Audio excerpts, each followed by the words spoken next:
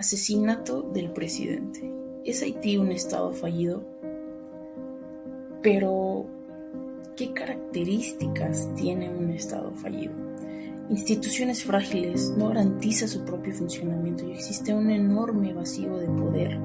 Además, falta de legitimidad y carece de capacidades para satisfacer necesidades básicas. Desde el 2019 se viven intensas protestas en contra de Jovenel Moïse, donde pedían la destitución del presidente. Las personas, la gente de Haití está atrapada en un entorno lleno de desigualdad, pobreza, crisis política, crisis social, corrupción. La población haitiana no tiene trabajo. Un país donde los gobiernos van y vienen y la situación desgraciadamente sigue siendo igual. Un país corrupto. El presidente decía que su mandato duraba hasta el 7 de febrero de 2022, mientras que la oposición afirmaba que terminaba en el 2021. En el último índice de percepción de corrupción de la organización Transparencia Internacional, Haití ocupa el puesto 161 entre 180, es decir, de los más corruptos. En Haití más de la mitad es pobre, las personas sobreviven con menos de $2.4. Estamos hablando de menos de 48 pesos diarios, lo que pone claro la incapacidad para satisfacer necesidades básicas, la constante inseguridad con la que viven y aún así buscar un plato de comida todos los días. Además, a Haití se le conoce como el corredor de huracanes, fuertes tormentas tropicales, algunas de ellas huracanes, azotan a Haití prácticamente todos los años. Entonces, entendiendo el estado, muchas preguntas, pocas respuestas y una investigación judicial que no avanza, el 7 de julio del 2021 asesina. ¿Haití garantiza su propio funcionamiento? Para dar respuesta a esta pregunta, tengamos en cuenta que el PIB per cápita es un indicador del nivel de vida. En el caso de Haití, en el 2020, este indicador representó el 1.114 euros, lo que posiciona a su economía en el número 129. Su deuda pública en el 2020 fue de $3.104 millones, con una deuda del 21.35%. En cuanto al índice del desarrollo humano que elaboran las Naciones Unidas para medir el progreso de un país, se muestra que la vida de los habitantes haitianos está entre los de peor calidad de vida alrededor del mundo. Esto ha generado que en el 2021 18.883 haitianos salgan en busca de un segundo hogar, lo que deja en claro que definitivamente Haití no es un país que garantiza su propio funcionamiento. Pero, ¿qué hay sobre el vacío de poder que hay en Haití? El 7 de julio del 2021 se lleva a cabo un atentado en contra del presidente del país caribeño. Fue la noche del 7 de julio donde el político de 53 años fue atacado a tiros en su vivienda privada en Puerto Príncipe. En un video que circula en las redes sociales se puede ver cómo un grupo de hombres armados fueron quienes perpetraron el magnicidio, entrando a la residencia del entonces presidente para acribillarlo. Durante este ataque dentro de la residencia se encontraba su esposa y uno de los hijos del presidente, donde la esposa, Martín Moaz, resultó gravemente herida, su hijo resultó ileso y sirvió como testigo del atentado. En las primeras averiguaciones se dio a conocer que 2 encargados de su seguridad fueron citados a declarar, ya que ninguno de los soldados de seguridad presidencial fue reportado como herido. Se activa el estado de sitio en territorio haitiano. Después de que se confirmara el magnicidio, se activó el estado de sitio en el territorio haitiano. Esto significa que el Estado aplica una serie de acciones para proteger y salvaguardar a los civiles, ya que esto se considera un ataque directo a la nación. Esta decisión se basó en el temor de que los mercenarios en fuga pudieran atentar contra lugares importantes como puertos, aeropuertos o estaciones de gas para sembrar caos dentro del país. Como parte de este protocolo de seguridad, el gobierno interino de la nación caribeña dio paso extraordinario para solicitar que Estados Unidos y Naciones Unidas envíen tropas para proteger la infraestructura del país. La ayuda internacional no se hizo esperar.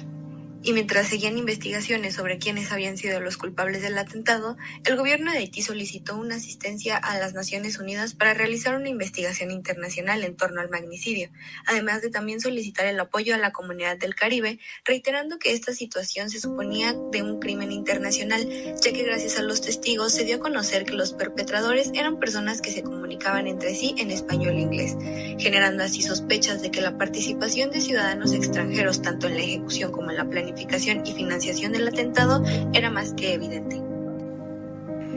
Primeros detenidos.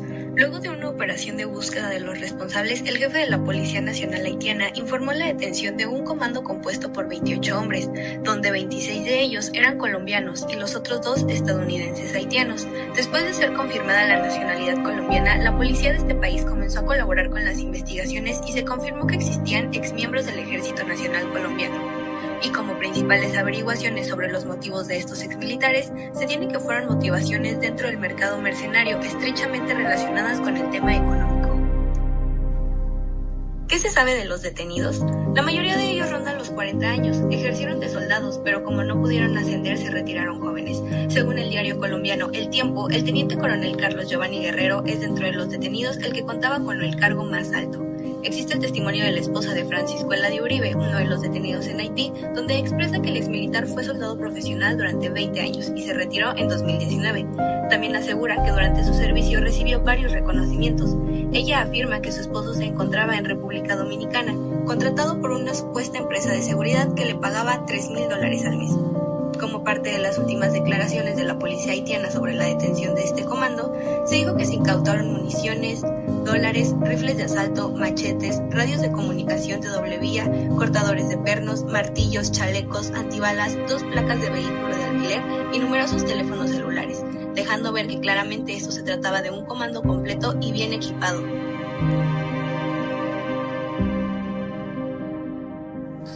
Es una tragedia, un crimen espantoso, dijo la secretaria de prensa de la Casa Blanca. La portavoz del gobierno de Joe Biden afirmó que la inteligencia de su país se encontraba recopilando y evaluando la información disponible sobre lo sucedido.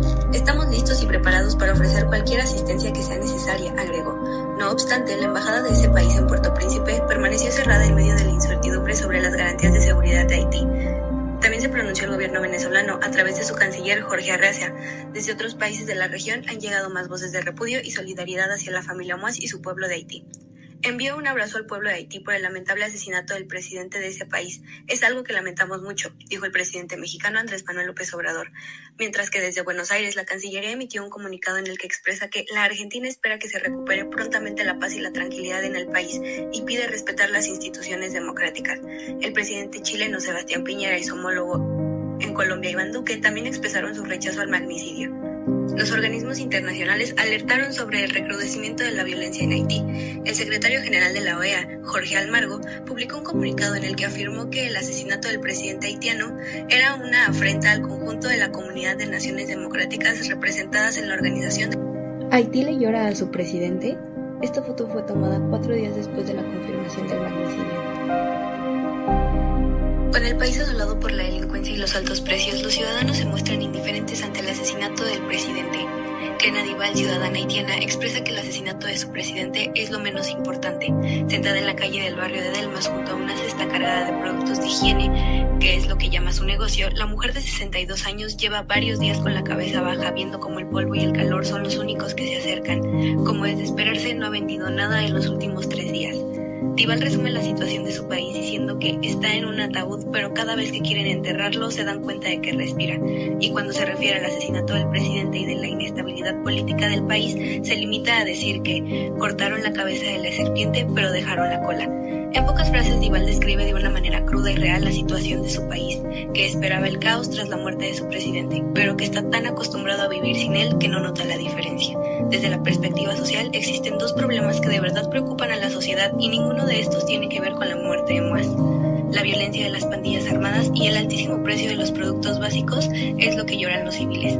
La situación es muy difícil y no me alcanza ni para comer una vez al día, explica Cadival, que también dice que el área que ocupa es frecuentemente atacada por las pandillas locales que se disputan el territorio. Si bien el hambre siempre estuvo presente, la violencia y los secuestros diarios son un fenómeno relativamente nuevo en Haití. Me levanto con miedo, ando con miedo y duermo con miedo. A veces aparecen los bandidos y empiezan a dispararse y tenemos que salir corriendo. Después regreso por mi mercancía. Yo no necesito al Estado para que me ayude. Para eso tengo a Dios. Lo que necesito es que baje el precio de los alimentos. Entonces, entendiendo el Estado fallido como un Estado frágil o débil, no tiene el control sobre su territorio debido a la pérdida de la fuerza. Entonces, si volvemos a la pregunta principal, nos encontramos con un país que depende de la ayuda externa porque sus instituciones son frágiles, porque no garantiza su funcionamiento. Es el país más pobre al oeste del Atlántico. Y es así que, en efecto, existe el vacío de poder, carece de capacidades para satisfacer necesidades básicas, la falta de legitimidad no garantiza su propio funcionamiento, las instituciones son frágiles, por lo que concluimos que es un Estado fallido en efecto.